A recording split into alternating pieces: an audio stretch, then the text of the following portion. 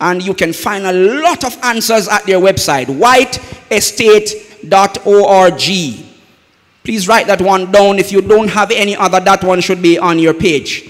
The next one is ellenwhiteanswers.org. The same gentleman who wrote this book. Same gentleman who wrote Ellen White on the Fire, and I'm recommending the book and the website to you. They go hand in hand. Brethren, I'm telling you, the answers are there. ellenwhiteanswers.org. And what you'll find is that as you go to these websites, every month, every week, every year, they keep adding material there. Because, you know what the critics do? What the critics do, brethren, is that when you give them an answer to any challenge that they raise, and the answer is reasonable, the answer makes sense, you know what they do? They go back to the drawing board and they dig up other stuff and say, well, so what about that? That may, you know, but what about this? And they will go back and change what they said before to match your new answer and create new so-called challenges. And so you will find that you have to be constantly upgrading your background knowledge about the challenges that are raised. So you will find that as you go there, you'll have new videos and new documents and new files. Very important. This one I find to be, it's not very comprehensive. It deals with some of the issues very in depth. spiritofprophecydefend.com. And there are others, but I'll tell you why I put these down, because these are easy to remember. You can remember them without even writing them down if you put it in your mind. spiritofprophecydefend.com. That's easy to remember. And then, of course, we have ellenwhiteanswers.org. ORG simply means it's an organization. When you see com, it means it's a more of a commercial thing, operation. But it's not always something for doing business, but that's what they give them to locate themselves on the internet. So some are called com, some are called org, some are called net.net, whatever. But these three, easy to remember. whiteestate.org, just running it one last time for you. ellenwhiteanswers.org. We say org for short. And of course, you have Spirit of Prophecy Defend. Very, very, very helpful websites. And I'm also going to recommend 2 books which you can find at the Ellen White Estate, the one that you wrote first. And these 2 books are free. Free, brethren. You can go there and download the books, or you can read them online or copy and paste to your document, and they are free. One is, write it down if you wish. It's a book called Ellen White and Her Critics by F.D. Nichol. I wish I had. F.D. Nichol, Nichol, is the name of that author. And Pastor just indicated to me that you're anxious to ask your questions, and I'm coming to that. But I needed to give you this, because you see, we can address so much here, but no more this evening. But when you have the resources, you can work on your own. And there's another one, I forgot to write it down here, but between now and the end of the session, I'll bring it to your attention. So, brethren, there are other resources, but this book, if you can get it, it would be for your benefit. And of course, those websites, that's a good place to start in preparing yourselves to do war. We are in a war, you know, brethren. Yes, Sister Koff, I saw your hand. FD, FD. Those are his first initials. Nichol, Nichol. All right, now, I'm going to open the floor now, brethren, for question and answer and discussion, because I'm sure that is your main reason for being here, as Pastor reminded me. Yes. Yes, ma'am. So let me tell you what I have on paper here, which I found probably most interesting, which you would like to discuss this evening. Last night when we met, I mentioned a couple of things, and I said to the brethren, it doesn't make sense this defending Ellen White. And in defending her, at the end of defending her, our life does not match up to what the message is asking of us. The best defense is a demonstration in our own lives. And so I was saying to the brethren that things like, why is it not more of us are not vegetarians? Question I need to ask myself as well. Why is it that we do not follow certain counsels? And I'm raising the things that were mentioned last night because you may want to discuss them. I talked about Ellen White counseling the church to not wear wedding bands, wedding rings. And I know it's going to be a tough one for some people, but the issues can be looked at. We talked about Ellen White saying that wigs can cause insanity. And how can we reconcile that with the fact that we don't see people going crazy these days as they wear wigs? And then I have on my list issues which I'm sure you'd want to have us talk about. Masturbation, how does that relate to diseases? The second coming predictions of Ellen White, how come she seemingly predicted a certain time frame and Jesus didn't come? How do we answer the plagiarism charge that she copied books and copied ideas from others and then passed them off as if she got them in visions? And of course, this morning, Dr. Wright dealt with the amalgamation issue in terms of one viewpoint, because there's more than one viewpoint on the issue among Adventists. And I'd like to present to you the second viewpoint this evening. And of course, last night I also mentioned the fact that Adventists were once known for being people who dress a certain way, and we were a peculiar people. But today we look so much like the world that you wonder. And so I brought up again the counsels of Ellen White about not wearing pants. The pantsuit and any garment which makes you look, your garment is fashioned like that of a man. We can discuss all of those things this evening because, brethren, it's not just defending, but it's also applying to our own lives. And so we must be truthful and honest with ourselves. And I'd like to also touch in the issues this evening, contradictions so-called in the writings of Ellen White. It's possible that we can't touch everything, but let's go. And I'm going to start off by opening the floor now. Questions. Any of these that I made mention of, you might want to ask a specific question, or you may want to comment on something that I said, or something that you want to say about all these issues. Feel free at this time. The mic is standing here near the front. Feel free to come and ask your questions. Yes, we have the sister. Just go to the mic and make your... The first one I want for you to address for us is clowning. I noticed there's a new name for clowning. Is it the same and or clowning? Clowning. Huh? Oh, cloning. Cloning, yes. Amalgamation you want me to deal with first? No, you gave us a name this morning, and yes. A few of us in the congregation stated clowning. And I think there's another new name for it. Is it the same? I am not sure what you're referring to. Pastor Wright it was. Oh, the other presentation. Yes. Oh, to be honest, I came in on it when it was almost finished. But in your I'll address it first. thinking. I'll address it first. What is cloning? I'm going to deal with it. I'm going to address it first. Now, first of all, brethren, thank you, sister. Let me address that quickly. You want to address it? I have another question for you. Hold that other question and then, well, go ahead. Ask it and then I might address them one after the other. The next one is health. And you really went deep in the vegetarian diet. Yes. Okay? And you did very well with that. I must commend you. My question is though, what about the clothing that we wear? You just mentioned it. Yes. The type of clothes that God's people wear. The heels yes. that are this tall, which is part of our health. Well, I tell you what, I'm not going to go into all the matters related to dress. You don't want to, but you can touch on them briefly. Yes, let me touch on them briefly because I raised a couple of issues which I can deal with since you're interested. But first of all, brethren, you know, just yesterday, I got a letter from the LNG White Estate. I'm in contact with them and we have dialogue from time to time.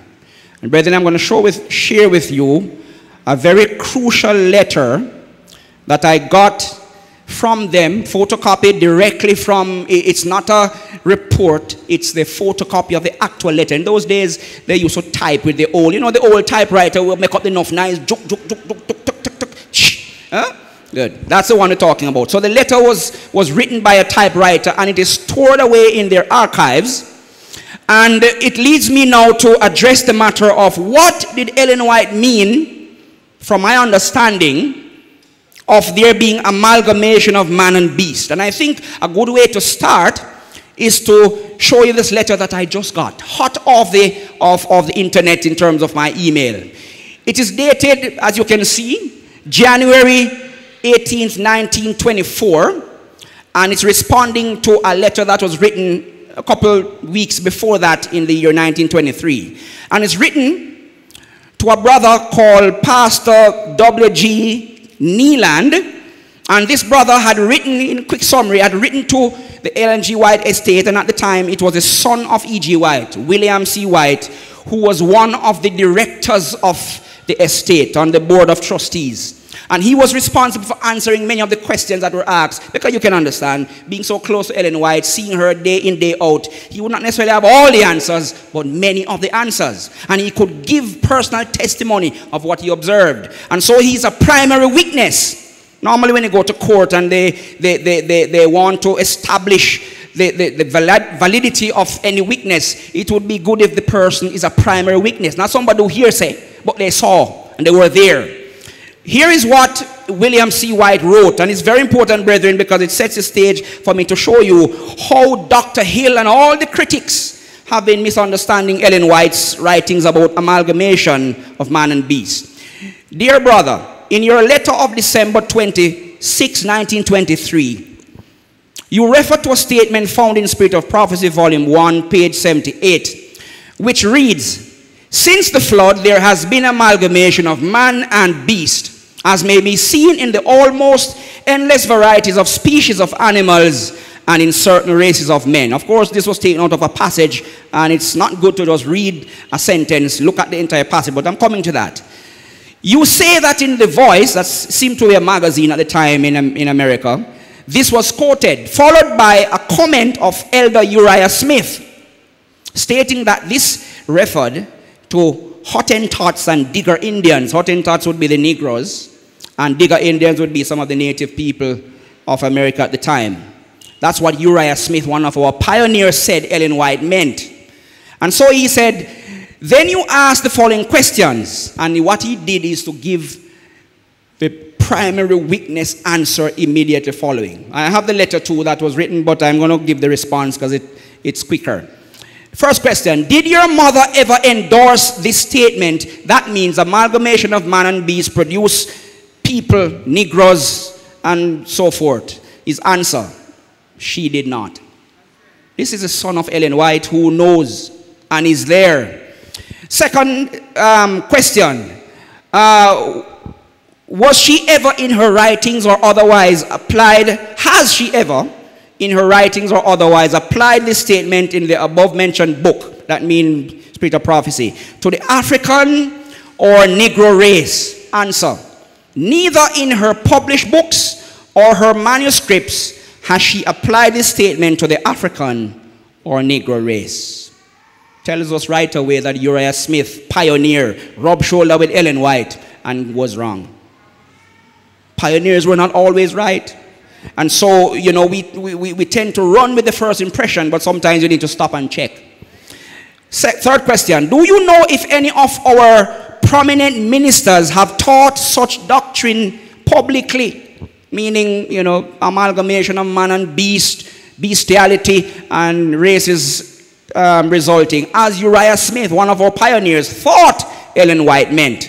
And the answer, I have not heard this doctrine taught by any Adventist minister. And then the fourth question, if you accept the statement found in Spirit of Prophecy, page 78, how do you explain the statements of scientists that such amalgamation is impossible? Answer, I treat all such assertions of scientists in the same way I treat their assertions that the Bible record of creation is impossible. In other words, just the same way, brethren, we reject what scientists say about evolution. It's not everything scientists say goes so, because they're named scientists. So he was saying that even if scientists have issues using scientific knowledge, we treat it just the same way when we reject their findings with so-called proof that man came from monkeys. That's what he was saying. And then, of course, he closed with the fifth question. So far as I know, this statement above quoted concerning the amalgamation of certain races does not appear in later editions. In other words, Ellen White deleted. And that's what not many people know. Ellen White, and I want to quickly summarize this in the interest of time. The question goes on to ask, why is it that this statement of amalgamation of man and beast did not appear in later publications of Ellen White? And I've done the research, and Ellen White actually deleted her earlier statement from as early as 1888. It didn't appear in, because you see, she started to write some books, and then she expanded them later on and made them into other books. So, for instance, when she was writing The Spirit of Prophecy, which we all know, when she was writing, for instance, Patriarchs and Prophets, these books are expansions on other books that were written before. And so the question was asked, why is it that she left out this earlier statement about amalgamation of man and beast, and it doesn't appear in other publications afterwards? And his answer was very, very simple. He explained, and then he gave this summarizing statement, and I'm moving the pointer so you can see which one I'm focusing on. Right here, it says, do you ask, that's what William White is asking the writer, is this what you meant? And therefore, here is his answer. Do you ask, why was not this passage under criticism used in her later books? The answer is easily found. It was the fear that wicked men with hatred in their hearts for certain races of men better than themselves, of course she was referring to the blacks, and the prejudice against them from the whites, would misapply and misuse it to the injury of those they hate. And so, brethren, in quick summary, from Ellen White's own son, who was there to see, he says plainly, Uriah Smith, who, as you heard Dr. Hill on television, says, this must be what the church was teaching at the time, because he was one of the leaders in the church and friend of Ellen White and whatever. Brethren, sometimes things are not always as they appear to the eyes. So we got to check. And so here is the son denying flatly, because he was there and saw. His mother, one, did not endorse Uriah Smith's explanation. Two, she recognized that it was being misinterpreted and misused, and so she deleted the statement. And you know what? She deleted the statement and actually altered it to say, brethren, I think it is important for you to see, and this now will address. I want to spend 5 more minutes. Elder Coffee, I want to watch, because I'd like you to time me so I don't go too long with this issue. Could you just time me so I can keep a check on how much I spend on each topic? This morning, Dr. Wright presented one of the viewpoints in the church. I'm going to be honest, brethren.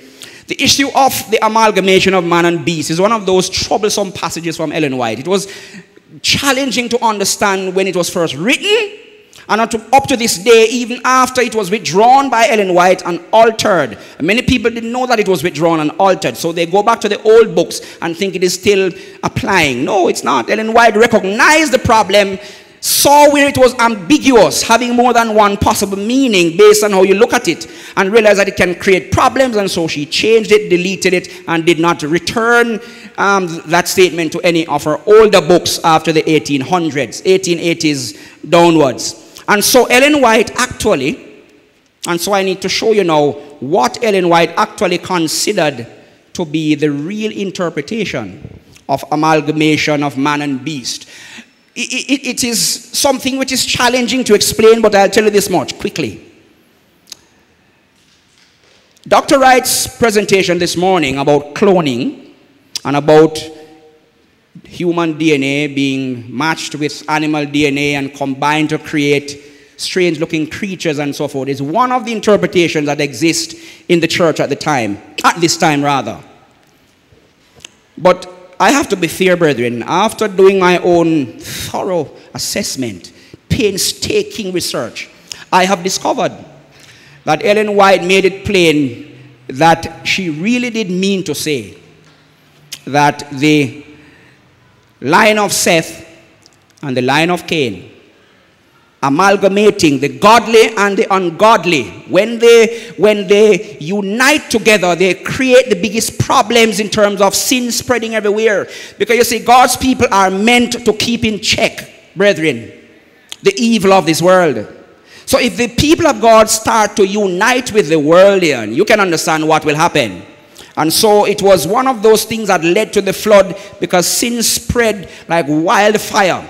When those who were supposed to be God's representatives in the earth, they literally started to unite with the sinners. And Ellen White in 1890, I'm going to give you the page. Go and check it, brethren. Write it down. It's important.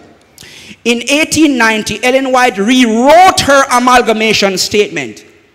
She deleted the first one, which was ambiguous and was causing people to misunderstand it.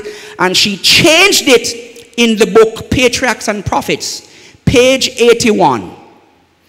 And she literally, and I'm going to go into my software here. I'm down into my last 2 or 3 minutes for this part of the evening in terms of a topic. But I'd like, brethren, to show you what Ellen White, on page 81 of, I have everything Ellen White published in her software, so I can just go quickly to it. And so I'm going to be basically doing a quick search here, which will bring it up quickly for me. I'm just putting in amalgamation. And Ellen White literally told the brethren in 1890, Patriarchs and Prophets, that it was the line of Seth and the line of Cain uniting, amalgamating, which caused the flood. And so if I can find it quickly here, let me see if I can. In fact, this is a good one, which will show you that she's always opposed to godly uniting with the ungodly. Those who profess, it's highlighted there, I'm reading that sentence, those who profess to be followers of Christ should be living agencies, cooperating with heavenly intelligences, but by their union with the what? With the world, the character of God, God's people. Let me see if I can bring that up a little larger for you. The character of God's people becomes tarnished, and through amalgamation with the corrupt, the fine gold becomes dim. And this was just one instance. This is not the one I'm talking about. The one I'm talking about in Patriarchs and Prophets is on page 81, and I'm looking for it here. I'm not seeing it. But you can go and check it, brethren, because it's there. And she explains that this is what she meant. And of course, write down Leviticus chapter 19 and verse 19 for me, brethren. Leviticus chapter 19 and verse 19. And there you will see that God actually does have a law which prohibits people from crossbreeding animals that are not of the same species. Such as Dr. Wright showed this morning, when you cross a lion and a tiger, it is actually breaking God's law. God is the creator, and he created animals to be what they are. Not for humans to tamper with DNA and create things that are confused. And so a liger, tiger and lion combined together, was one of those sins that the people of the time of Noah were guilty of. They were crossbreeding animals and creating confused species. And they were of course also having people of God uniting in marriage with the people of the world. And sin spread like wildfire. And brethren, I can go into details to show you that it can be proven from Ellen White's writings that this is what she meant. Deface the image of God is nothing unnatural being described. It's not bestiality. Well, at least in my understanding, because Ellen White's writings show right throughout that the image of God can be defaced in so many ways. It can be defaced by simply disobeying your parents. It can be defaced by parents being harsh to their kids. It can be defaced by people living a general corrupt life. It can be defaced by adultery. It can be defaced by simply people not living in harmony with God. Because she meant that to deface the image of God means that the character that God gave Adam and Eve in the beginning is no longer part of your makeup. And so, brethren, I would advise, in fact, I'm going to do something which I think is important at this time. I should have done it earlier. But I'm going to write on the screen, because this is important. I'm going to write on the screen my email address, so that if you want some of this material, since I can't touch everything this evening in the interest of time, I'm going to give you my email address. You can easily contact me, and I will freely give you what is at my disposal. All common letters. Actually, no. Let me change that. Let me give you the MSN one, Derrick Gillespie. This is easier to remember.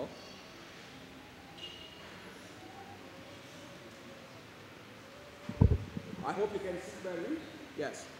So just email me, and I will give you the material that I have, and you can study it out for yourself and make your own judgment. I don't believe in thinking for people. I don't believe in having you swallowing what I say because I believe it. Check it out for yourself. The Bible says, prove what? All things. So, brethren, feel free to contact me, and I will give you what I have at my disposal. So the sister who was wondering what is cloning all about. Cloning, let me just quickly say, Dr. Wright, I wasn't here to hear all of his presentation, but I think that he would have given the proper definition. Cloning is basically when you take any cell, any material from any organism that's living, and you create a new organism from it in the lab, or you put that cell, in other words, you can take any cell from my body which has my DNA in it and create a new Gillespie in the lab or scientifically, and you do not necessarily go through the normal sexual means of having reproduction. So when you create a new organism which is an exact replica or a twin of that organism, especially animals and humans, you call that cloning. You make an exact copy using a part of their body in terms of a cell. And it is being done, brethren, today. And I'm going to say, as I close on the amalgamation issue, I am of the view that Ellen White made clear what she meant after she deleted her statement. She made it clear that she meant that it was sinful races uniting, and it continues to happen after the flood, because she does have other statements which say the people of God united with the heathens around them, the Israel of old, that is since the flood, you know. And as they united with them, the image of God was defaced. Those exact words were defaced in their characters, and enemy triumphed. And so, brethren, I don't think there's really any mystery about it. And I will tell you why I don't necessarily subscribe to the view that it was in the olden days that, you know, they use high-tech means to create hybrids between humans and animals. If this is what Ellen White meant, when she altered the statement, you would have seen it reflected, brethren, in the new statements that she wrote. And that's not there. It's not there any at all. So I have to follow the evidence, and the evidence shows me that Ellen White recognized that her earlier statement, she was describing two things. She was describing amalgamation of animals with animals and humans uniting with humans who were godly and ungodly. And the two things being described together, people misunderstood what she meant and felt that she was saying animals and humans, you know, uniting and races resulting. No, that's not what she meant. She realized it was a problem. It was ambiguous, causing people to misuse it. She changed it. And she changed it to whatever else that does not relate to what some are saying today. That's my view. You can check it out for yourselves. When you check me, I can give you my material and you can analyze it for yourself. I see a hand down there. Come to the mic, brother, so we can hear your question. Oh, I'm sorry. Yes, let me see if I can hear him. Go ahead, brother. Yes.